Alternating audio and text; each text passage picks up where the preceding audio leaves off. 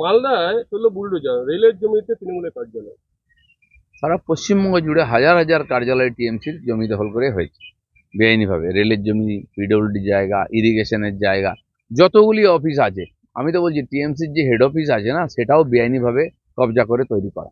তো কবজার রাজনীতি এই যে শুরু করেছে টিএমসি, ফলে পুরো সমাজেতে একদম এই মাফিয়াগিরি আর গুন্ডাগিরি, জবরদস্তি কবজা ব্যাপক হারে চলছে। অর্জুন সিং।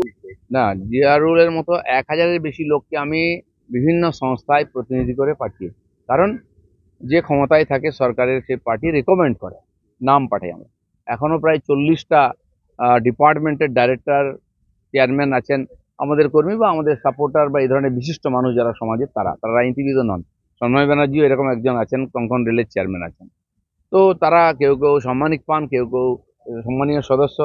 তো জিয়ারুল হচ্ছে দিশা কমিটির মেম্বার, তাকে আমি জানি, অনেক দিন ধরে জানি, এবং কেন্দ্রীয় মন্ত্রী তাকে করেছেন। সে কার সঙ্গে যুক্ত, কি যদি থাকে ইনলিগাল কাজে, তাকে শাস্তি পেতে হবে, আইন আছে। কিন্তু উনি কি করে জানলেন যে বারিক বিশ্বাসের সঙ্গে যোগাযোগ আছে? ওনারও কি বারিক বিশ্বাসের সঙ্গে যোগাযোগ আছে? আমি যদি বলি, আর অর্জুন সিং এর লালার সঙ্গে যোগাযোগ আছে, নিয়মিত কয়লার টাকা নেয়। আমি এমনি বলছি না।